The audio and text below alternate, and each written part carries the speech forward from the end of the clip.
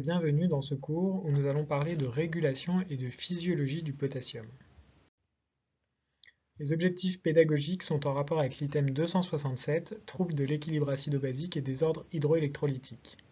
Nous allons voir les points suivants: la connaissance des principes de régulation de la kaliémie, les indications de prescription d'une kaliémie, ainsi que les définitions de l'hypo et de l'hyperkaliémie. Je n'ai pas de lien d'intérêt en rapport avec la présentation. Voici le plan du cours. Nous allons donc commencer par les définitions, puis nous verrons l'homéostasie du potassium dans l'organisme, et enfin quand et comment doser le potassium. Le potassium est le principal cation de l'organisme. Il est principalement situé au niveau intracellulaire, particulièrement au niveau des cellules musculaires. Sa concentration intracellulaire atteint 100 à 150 mmol par litre. La kaliémie reflète la concentration sanguine de potassium. Elle est normalement située entre 3,5 et 5 mmol par litre. En dessous de 3,5, on parle d'une hypokaliémie, et au-dessus de 5, on parle d'une hyperkaliémie. Il y a donc un gradient de concentration entre le secteur intracellulaire et le secteur extracellulaire qui, en l'absence d'éléments supplémentaires, va entraîner une fuite de potassium du secteur intra vers le secteur extracellulaire. Nous allons voir maintenant les mécanismes responsables de l'homéostasie du potassium. La kaliémie doit être régulée de manière fine et précise afin de maintenir le taux de potassium entre 3,5 et 5 mmol par litre. Les dyskaliémies peuvent être responsables de situations mettant en jeu le pronostic vital. Il y a donc trois facteurs d'équilibre dans l'organisme. D'une part, les apports potassiques par l'alimentation ou par voie intraveineuse en contexte hospitalier. Il y a ensuite des mécanismes d'homéostasie interne responsables d'une modification du transfert de potassium entre le milieu intra et le milieu extracellulaire. Enfin, il existe une régulation de l'homéostasie externe du potassium qui passe par la régulation de l'excrétion digestive et rénale de manière plus ou moins importante. En cas d'apparition d'une dyskaliémie, c'est-à-dire d'une hypo ou d'une hyperkaliémie, celle-ci résulte forcément d'un déséquilibre entre ces trois facteurs. Voyons d'abord les mécanismes de régulation de l'homéostasie interne du potassium. Cette homéostasie interne est régulée par la NAK-ATPase, qui est une pompe présente de manière ubiquitaire sur les membranes cellulaires. Nous avons vu qu'à l'état de base, il existe un gradient chimique qui va entraîner une excrétion de potassium du secteur intra vers le secteur extracellulaire. La NAK-ATPase, via la consommation d'une molécule d'ATP, va permettre un transfert d'ions contre ce gradient. C'est-à-dire qu'elle va faire passer du milieu extracellulaire vers le milieu intracellulaire 2 ions potassium qu'elle va échanger contre 3 ions sodium qui vont passer du milieu intra vers le milieu extracellulaire.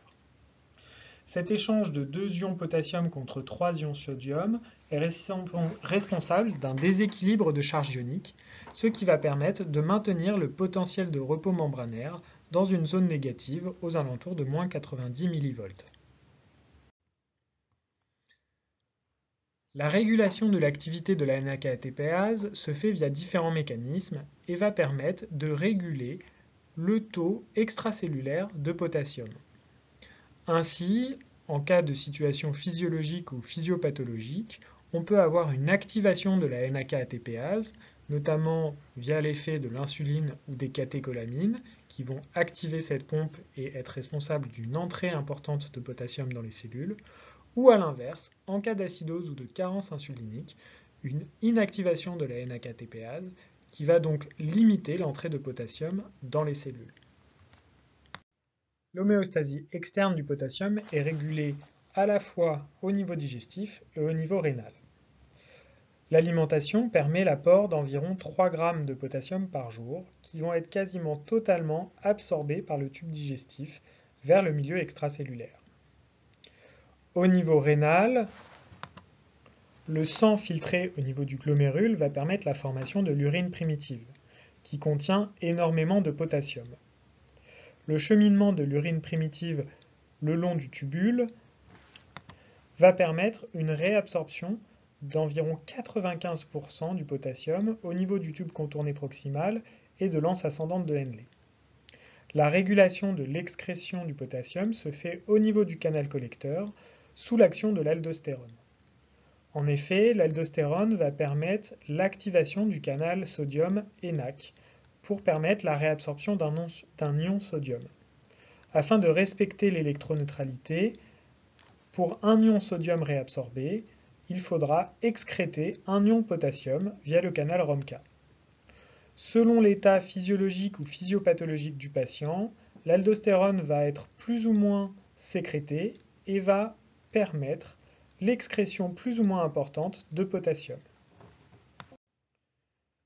Voyons maintenant quand et comment doser le potassium. La kaliémie fait partie du ionogramme sanguin standard.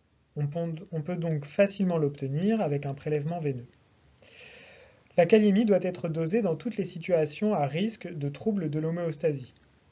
Ainsi, les troubles de l'homéostasie interne sont représentés par les défauts ou les excès de sécrétion d'insuline, les troubles acido-basiques, les états de choc. En cas de risque d'anomalie de l'absorption digestive, comme des diarrhées ou des vomissements, d'anomalie de l'excrétion rénale, en cas de polyurie, d'insuffisance rénale ou d'anomalie du système corticotrope, et enfin lors de l'introduction de certains médicaments, notamment les diurétiques qui peuvent être responsables d'une hypokaliémie. Enfin, et nous allons le voir dans les cours sur les dyskaliémies, l'hypo- et l'hyperkaliémie peuvent être responsables d'anomalies de l'ECG. En cas d'anomalie évocatrice visible sur l'électrocardiogramme, la kaliémie doit être un examen de première intention. Quelques messages à retenir de ce cours. Le potassium est le principal cation de l'organisme et il est présent principalement au niveau intracellulaire. Sa régulation permet le maintien du potentiel de membrane de repos cellulaire, régulation qui est effectuée via un système interne et un système externe, principalement au niveau rénal. La kaliémie normale est située entre 3,5 et 5 mmol par litre. On peut facilement l'obtenir par le ionogramme sanguin. Et les dyskaliémies peuvent entraîner des anomalies électrocardiographiques pouvant mettre en jeu le pronostic vital.